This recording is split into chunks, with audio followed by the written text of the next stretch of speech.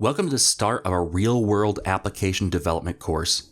My name is Tim Corey, and I'm inviting you to follow me as I give you a look at how real-world application development gets done.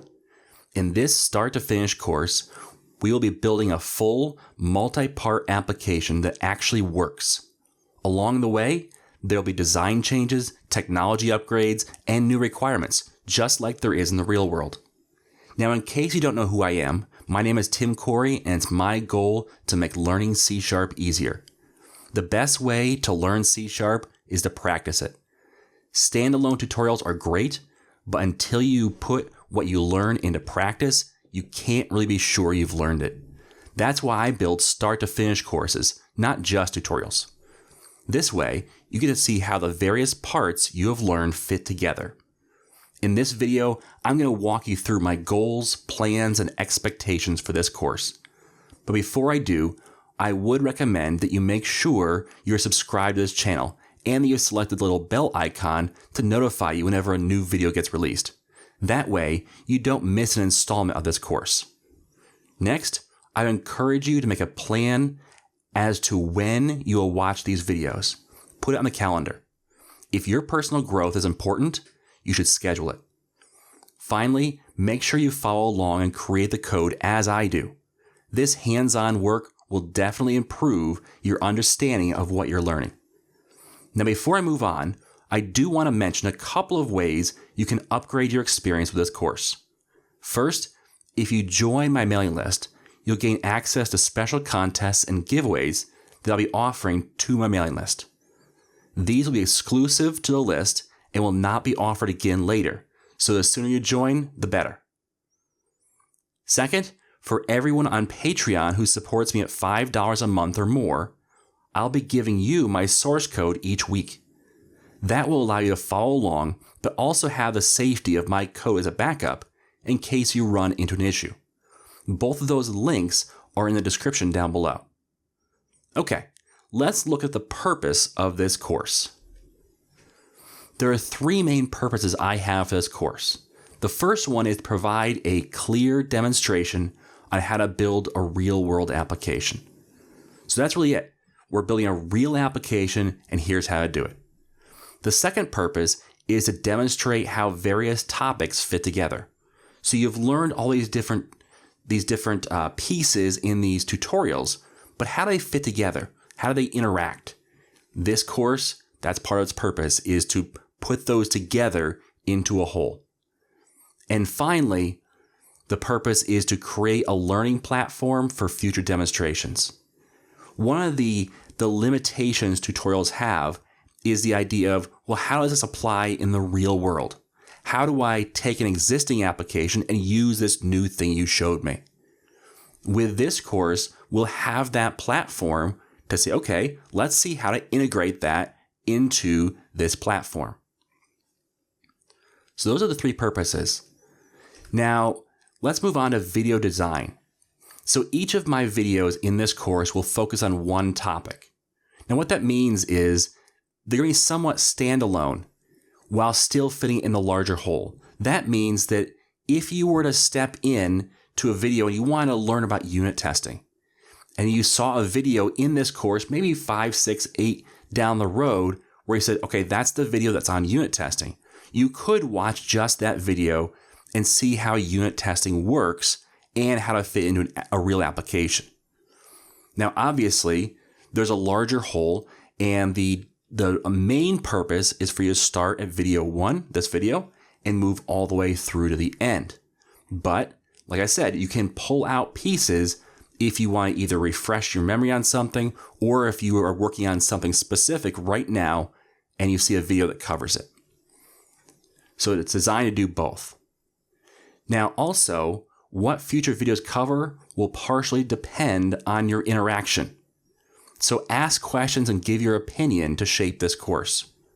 So the comments are actually really important in this course, because as you make suggestions, this course may adjust or make tweaks to either the application or what technologies we use or how we use something. If I make a mistake, point it out. I'll see if I can get it fixed in the next video. I'm not going to record these months in advance. I'm recording these pretty much a week in advance. So if you make a suggestion, you may even get in the next video, you may actually see your suggestion implemented. Okay? So definitely interact and shape this course by your suggestions. Okay, let's look at my goals. So my goals are first to demonstrate modern development techniques. So I want you to be able to see how a senior developer approaches something, or how a developer in general approaches an application and builds it. Second, I want to model how an application grows over time. That's one of those things you don't really see until you're working in a job. You don't really see how an application kind of grows and changes over time. And so you might come in, if you have no work experience, you might come in thinking, man, these companies should just do this. But once you've seen how an application grows over time, you go, well, that's not really realistic to change like that immediately. That's why some companies are using older technologies. And people say, well, man, that's an older technology. It sure is. But it's very expensive to change that. And that's why they've chosen not to yet. And so we'll see how that affects the application, and we'll see how the investment of time, what kind of investment of time it takes to then morph that application into the newer technologies. And that leads us into number 3, which is to create a platform that needs to be upgraded to newer technologies. My intent is not to start with the brand new cutting edge stuff here. My intent is to start with the technologies that are currently being used in the workplace. And then we're going to upgrade the application to the newer technologies, which better simulates what you'll see in the real world. Okay, number 4, I'm going to create a platform to demonstrate how to incorporate new techniques or tools into existing software.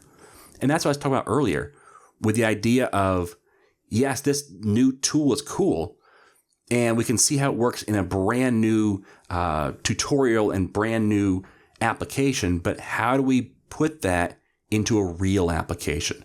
This application will be a platform to do that. And finally, this will be a hands-on learning tool for developers to use to simulate a work environment.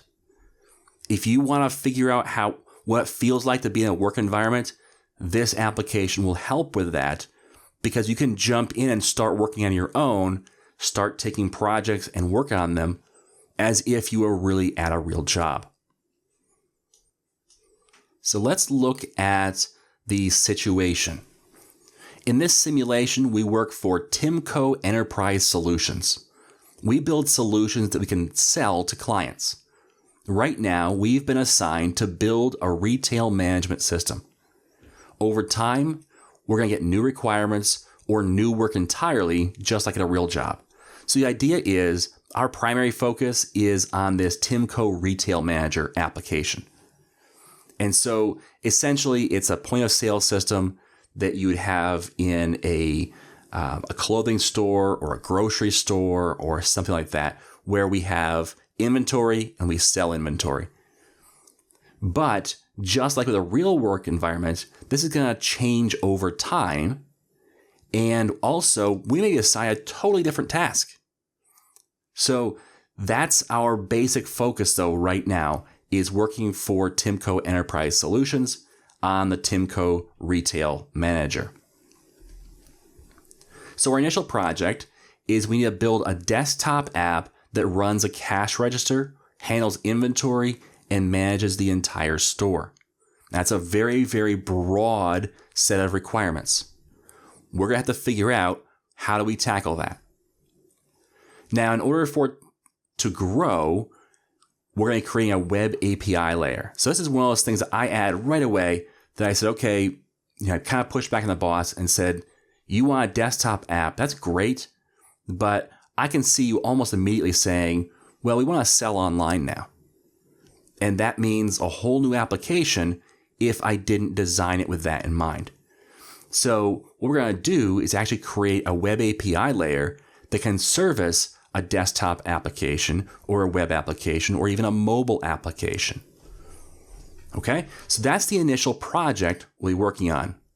let's look at my plan. My plan is to build an MVP, a minimum viable product, first, so we can expand to cover all the features we need over time. So essentially create this little application that does the bare minimum. And then we'll keep adding features and abilities to it over time to kind of grow it into a full-featured application. So the first step is to get all the major pieces set up. And the major pieces include, we're going to have this run with Git on Azure DevOps, meaning we're going to have source control on this, and we're going to put that source control in the cloud with Azure DevOps. We can run it locally. You don't have to have Azure DevOps if you don't want to, but I would encourage Git to kind of get that feel for source control. This is one of those things that you will definitely use in the real world. There are very few companies out there that are building software that don't use source control. And of those, that group is kind of shrinking because it's very, very dangerous. So we're definitely going to use Git. Next, we're going to use SQL Server data tools to build a SQL database. We have to have something to store our data in. And for enterprise applications, SQL Server makes the most sense. However, that doesn't mean we're going to be tied to only SQL. There may come a place or a time down the road where we switch over to something else. So we'll have to keep that in mind. Next, we're going to use Web API. That's that middle layer that allows us to go to desktop, web, or mobile applications. But part of that will be authentication. An application doesn't make sense for retail management if it doesn't have some sort of authentication in place to prevent people from doing things they're not allowed to prevent people from stealing and all the rest. So we're going to put that authentication in right from the start. And finally, the desktop app is going to be a WPF application that can log into the API. So that's the major pieces to get set up immediately to then start working on our application. So that's the initial plan of the things we need to get set up, configured, and at least started on the building process. All right, so let's look at what other technologies we'll be bringing into this application. This is just a short list of the things that I'm seeing coming down the road that I really want to get into this application. Unit testing, that's a must. We're going to have unit testing in this application to make sure we validate that the code we write is working, essentially. Next, dependency injection. I really want to follow as much as possible the solid principles in this application. And part of that is the dependency inversion principle. Now, I could create a factory pattern and set up a factory for my dependencies, but instead, we're going to use AutoFac to allow us to do dependency injection and make our lives a whole lot easier. So dependency injection. We use WPF, of course, and with that, we'll use MVVM with Caliburn Micro. Coming up, we'll also use ASP.NET MVC. That'll be our web front end that will come at some point. Now, next on this is the upgrade list, .NET Core. So right now we're going to be doing things on .NET Framework, but .NET Core 3.0 is coming out. It's not here yet, but it's coming out. And one of the things that does is it even changes WPF and the code behind it.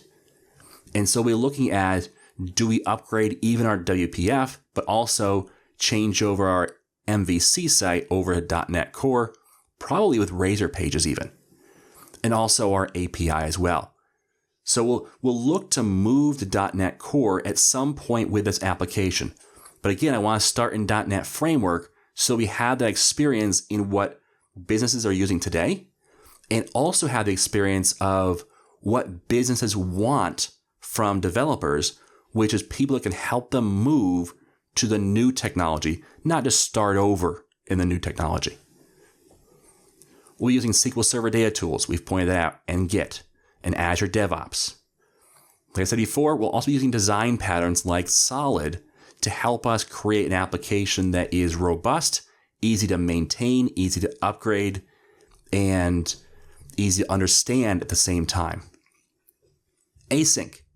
So there's a lot of stuff in here that's going to need to be asynchronous in order to keep our application performant. How we do that, we'll have to figure out. What we do with that, we'll figure out. But async will definitely be a part of this whole application. Reporting. You can't really have an application that deals with retail management without having some type of reporting system. So we'll incorporate that as well. Web API, that's going to be our control layer, our central layer that everything goes through. Logging. This is something that often gets overlooked until it's really needed, or maybe until it's past due, and that is logging. The idea of tracking what's going on with our application, from errors and exceptions all the way down to just general information about how the application flow is going. So we'll be incorporating that as well. There's going to be some debate there, and I'm a big fan of Log4Net, but there's also the possibility of using nlog or another tool. And so we'll have some feedback from you on what you would like to see in this application there. Data validation.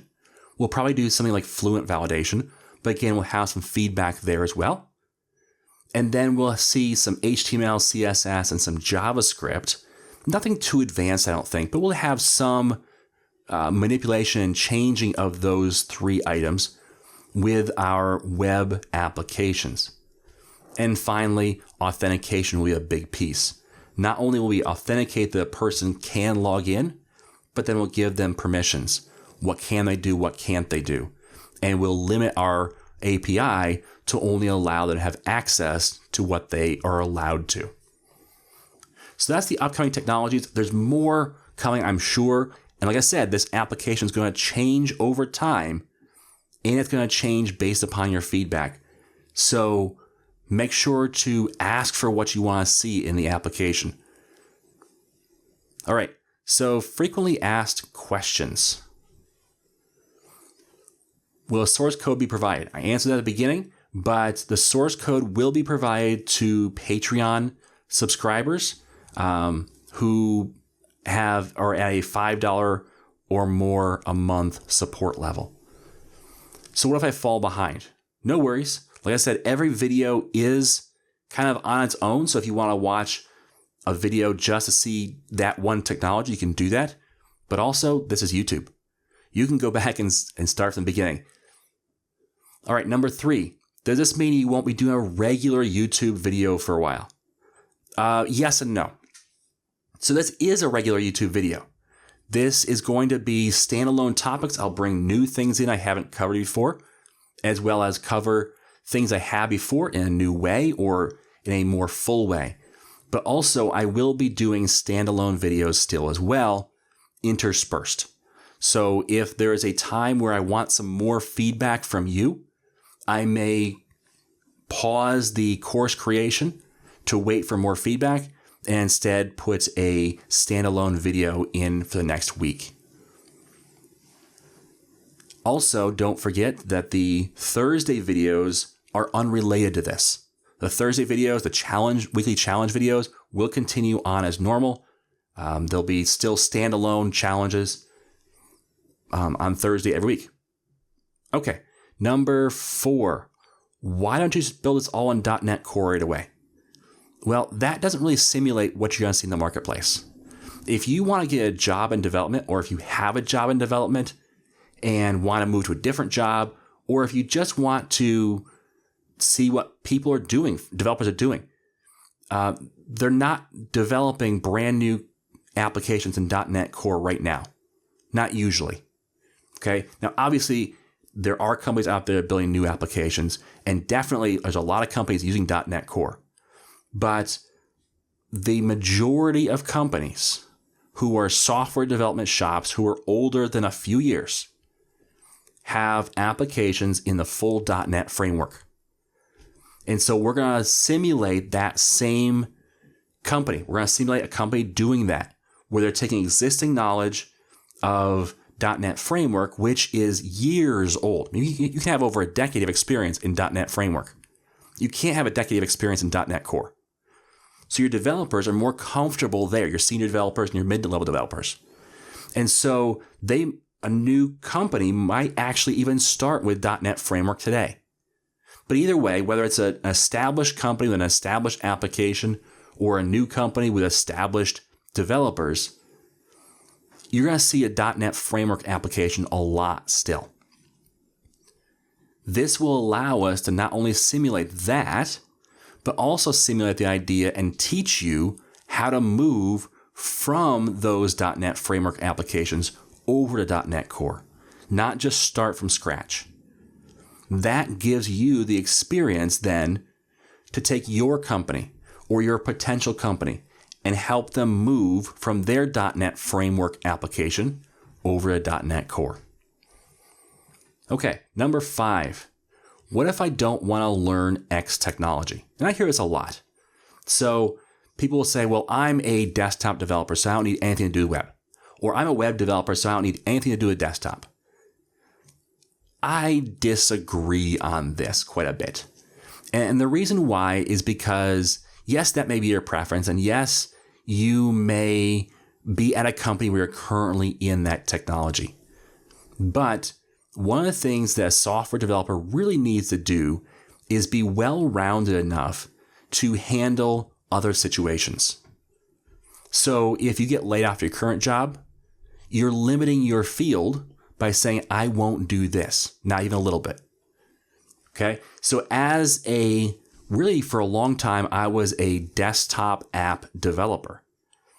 I built web apps. I built mobile apps. I built services. I built console apps because of the fact that even though I was primarily a desktop developer, I had those other abilities that made me a more rounded, more sought after candidate as a developer.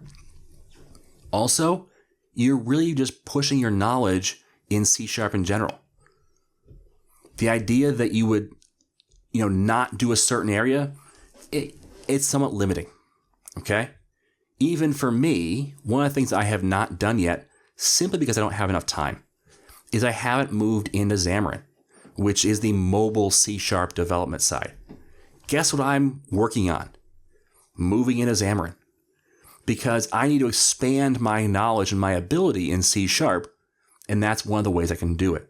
So I would encourage you not to limit yourself to only a certain subset, but instead to at least have a passing knowledge in the different areas.